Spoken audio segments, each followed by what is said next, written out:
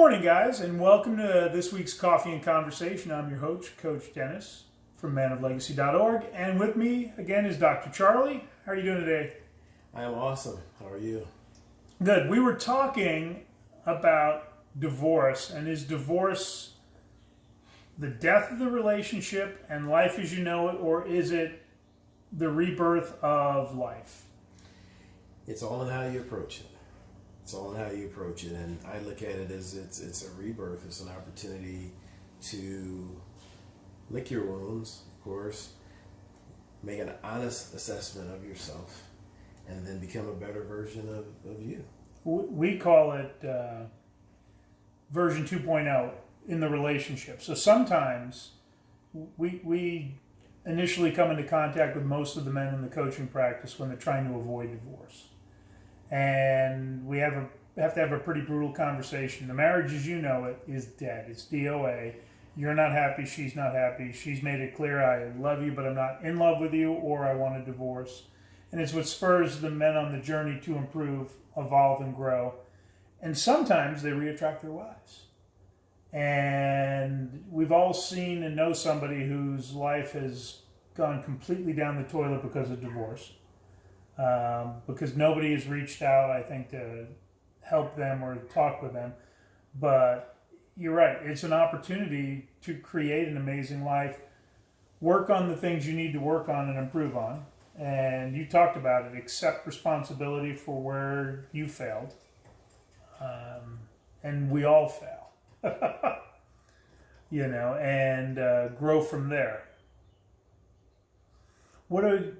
What do you see as the biggest mistakes men make when they're in this position of post-divorce or going through a divorce? Playing the blame game and blaming that everyone. Bitch who's responsible for everything. And blaming everyone but themselves. And I always think of this John Wooden quote. It's one of my favorite quotes. He said, adversity is when a man becomes most acquainted with himself. Being especially free of admirers then. Right? Oh, wow. Yeah. So you get to stare into the abyss and decide, do I want to go down there or do I want to rise like a phoenix? Oh, I like that. I've seen a lot of his quotes. I've not seen that one. I'm a big John Wooden fan. He was a hell of a man. Yeah. What is interesting too, I've had hundreds and hundreds of coaching sessions, and I have seen that at the end of the day, about 95% of the women are good women. They're struggling, they're hurting. They weren't taught how to be a good woman. We haven't been taught how to be a great man. And how are we supposed to... And then when you throw in all the dysfunction from the previous generation that's been passed on to us, how the hell are you supposed to know what to do even? We don't teach this stuff. Exactly. And that's kind of one of the things we do with the men is we start teaching them some of the fundamentals, and first thing we teach them is to stop making big mistakes. Stop shooting yourself in the foot. Then, grow your value as a man, and then to build and extend those bids for connection and see where it goes from there. I think another big one is to stop the fight. It's over now, right? And so I see so much wasted energy with people. They're not divorced anymore, but they're continuing to fight.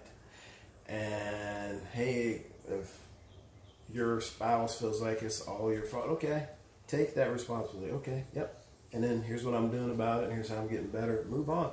If you take responsibility, there's nowhere to go with it at that point. I made mistakes.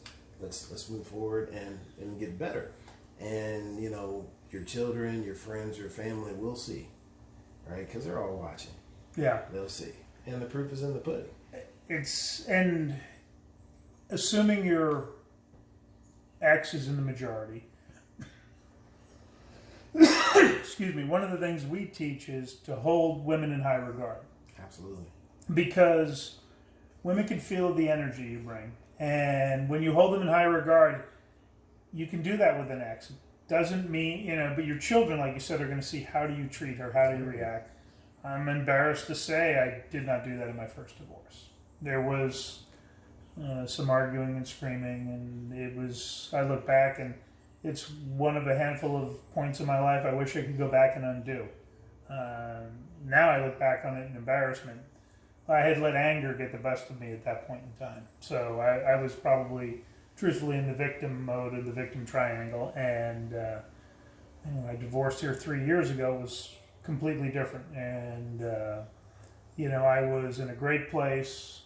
I actually felt a lot of empathy for her because of the struggle she was going through, and again, I handled it completely differently. And it's arguing doesn't really accomplish anything but cause a lot of pain, misery.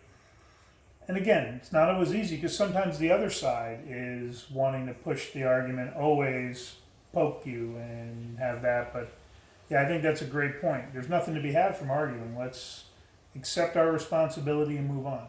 Yep, absolutely. Move on in a positive direction, and continue to strive to get better each and every day. Yep. And if you do that, those days will add up, and the difference in your demeanor, how you're received by other people, will be completely different, right? And I mean in a positive sense. So there's a lot of positives that can come out of it, but you have to work to pull them out. Yeah, good point. All right, guys. Well, thanks for your attention this week. Hit the subscribe button if you would. If you are struggling in a relationship or a marriage, you'd like to reach out and talk, go to manalegacy.org and hit the contact form, and we will talk. There's no fee. I always talk to guys a couple of times to help them out, and we'll go from there. Thanks.